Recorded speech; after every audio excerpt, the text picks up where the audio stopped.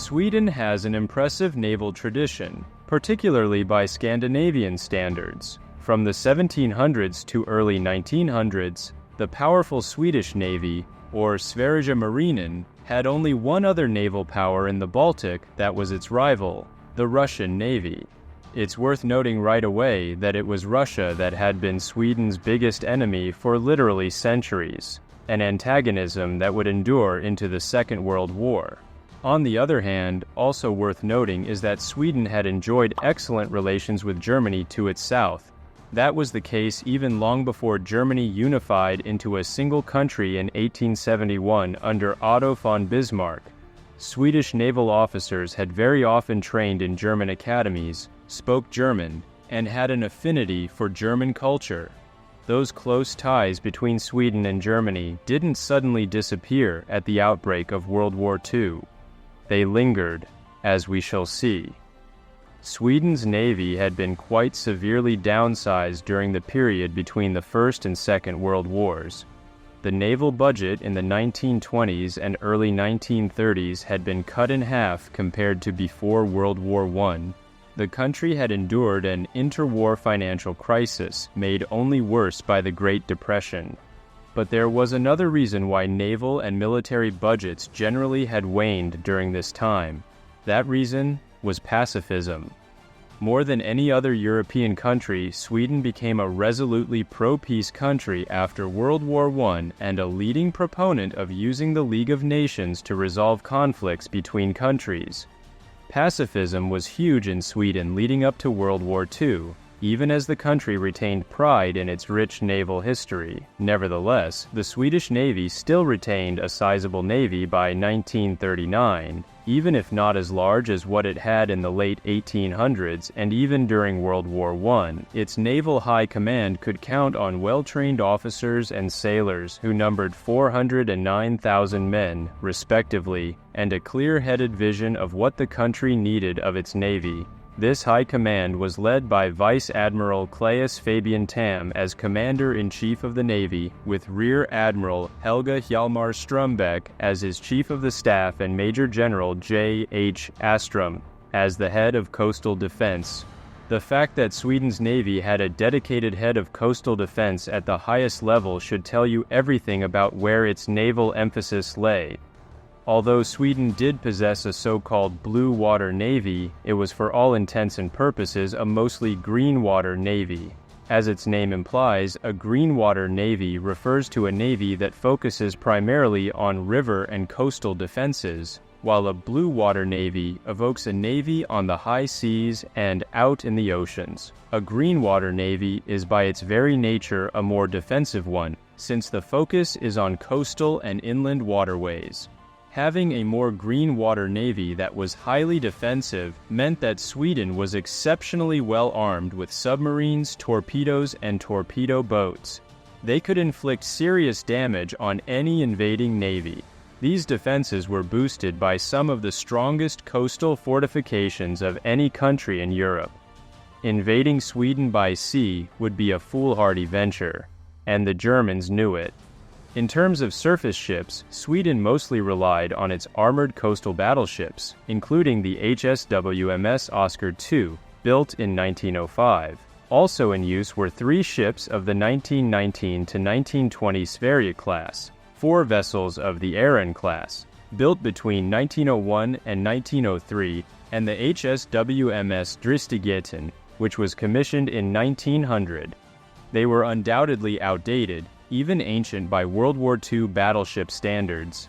Yet these coastal battleships were still armed with heavy guns and protected by full armor, citadels, conning towers, and equipped with powerful anti-aircraft machinery. Still, they lacked radar and were still small ships when comparing their highest tonnage of 8,500 tons to monster battleships of the time, such as Germany's Bismarck, with its massive 50,000 tons.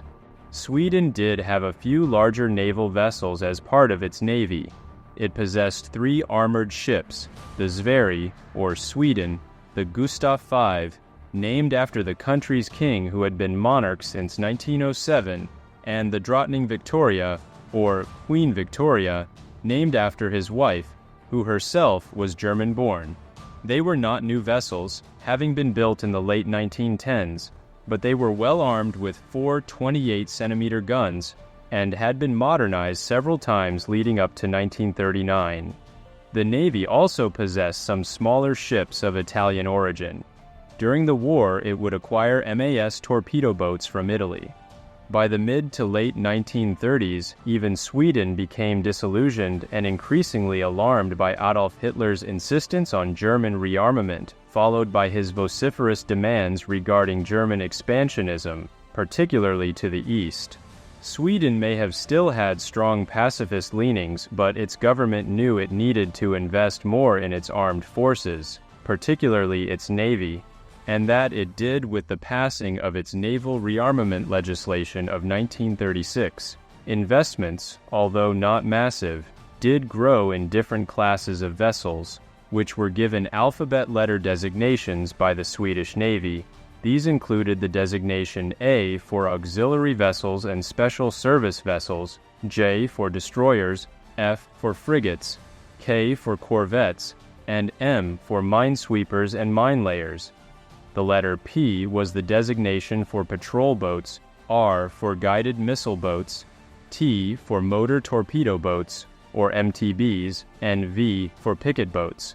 Lastly, like their German counterparts, the Swedes designated U for submarines, or ubåt as they were called in Swedish. The Swedish Navy would add 3 new destroyer classes to its fleet during the war. These included 4 vessels of the Mode class, launched in 1942, 4 vessels of the Visby class, launched between 1942 and 1943, and 2 units of the Öland class, launched late in the war in 1945. That meant the Navy had 30 destroyers in total by war's end, making Sweden by far the strongest of the Greenwater navies during World War II. It also added 16 submarines and 11 patrol ships to its fleet between 1941 and 1945, as well as 23 new minesweepers. During the war, Swedish ships were famously painted in zigzag camouflaged livery. This camouflage was well adapted to the many islands that dotted its southern coast. Their ships also sported white neutrality bands that were painted at the stern and aft of the hull just to reinforce the country's defensive-minded neutrality to other nations, particularly the Germans and the Soviets. We cannot forget that Sweden was highly weary of possible invasion too by the Soviet Union, building on its centuries of mistrust of what was Imperial Russia. There is no denying that the German Wehrmacht could have overrun Sweden in a matter of weeks, although even that might have dragged on for months. After all, Sweden is a country dense with thick forests, large marshes, and hundreds of lakes, perfect for defensive guerrilla warfare. However, even that could have eventually been nullified by Germany's formidable Luftwaffe. No, what must have been a big turnoff for the Germans was Sweden's Green River Navy, and in particular its impressive coastal artillery. The country's heavily fortified coastal artillery had been modernized for more than a decade with both Swedish artillery and that imported from countries such as Czechoslovakia. What had been the coastal defensive line of Skåne became the Per Albin Line during World War II, named after the country's prime minister at the time, and the man who had declared Swedish neutrality from day one. That defensive line alone was 500 kilometers or 310 miles in length and ran along the southern coast of Sweden. This line actually consisted of 2 tiers of defensive lines, the first being comprised of concrete bunkers and light gunnery emplacements along the shore, with the second line comprised of entrenched troops some 300 meters or 1,640 feet inland. Those troops were sequestered behind mines and barbed wire and the odd concrete bunker. New coastal artillery units, including the Blekinge, Gothenburg, Gotland, Norrland, and Stockholm coastal artillery defense units, were built in 1942. It's not hard to conclude that all these new artillery batteries were a signal sent by the Swedish to the Germans that the country was best left alone. By the end of the war, 60 coastal artillery batteries had been built all along the Swedish coast. No invading force would happily contend with that. Sweden's coastal defense also included extensive fortifications among the numerous islands which lead into the entries of her two largest cities, Stockholm and Gothenburg. She also had her large naval base at Karlskrona, on the southeast coast of the country, and which remains Sweden's largest naval base to this day. These fortifications had Swedish-made artillery that included 40mm anti-aircraft automatic guns, 37mm anti-tank guns, and 6 to 12-inch cannons. There's another reason why Sweden knew it could protect itself as a defensively minded neutral country. It has to do with armaments. Unlike many European countries, Sweden did not have to depend on other countries to manufacture its armaments. Instead, it could count on its own manufacturing at the famous factories of AB Bofors in the town of Karlskoga in southern central Sweden. Bofors had been an arms manufacturer for more than 300 years and was renowned for its excellent designs and sturdy builds. Indeed, the Bofors 40mm anti-aircraft gun had even been mass-produced in huge quantities under license by Britain in 1938 and by the United States in 1940, and the cannon was deployed on nearly all Allied ships. As an aside, in the aftermath of the First World War, Bofors had secretly helped Krupp, the German manufacturing giant, to keep developing and making arms, even as the German company was prohibited to so under the terms of the Treaty of Versailles. The Swedish ability to play all sides in military matters was indeed relentless. Sweden's navy relied almost entirely on its homemade armaments, itself a great source of national pride and strategic advantage for the navy and all the country's armed forces. That factor too played its part in ensuring Swedish neutrality in World War II. Also, made in Sweden were the thousands of mines that the country's mine layers laid down all along the country's coast. These mines were also critically important to the country's coastal defense. The Swedish Navy ensured that this giant minefield was kept at enough distance from shore so that merchant ships could ply their all-important trade to and from Sweden. So, was Sweden including its navy as neutral as it proclaimed itself to be? It's a critically important question because it defined everything that Sweden and the Swedish Navy did during all of World War II. Let's look at some of the facts regarding its neutrality. Sweden did assist the Allies, primarily its Scandinavian neighbors. For example, the Swedes helped train refugee soldiers from Denmark and Norway and shared military intelligence, particularly naval intelligence, with the military leadership of both its neighbors. Sweden also took in thousands of Jewish refugees and political dissidents from both of those countries. The Americans were also allowed to use Swedish air bases between 1944 and 1945, although it could be argued that the Swedish only did so because it was already clear by then that the Allies were winning the war. Then there was the German telegraph traffic between Berlin and Oslo in occupied Norway, which had to go through Swedish cables. The Swedes intercepted this traffic and were able to decipher the encrypted German messages. They then dispatched these deciphered messages to the Allies in London via the Polish resistance movement.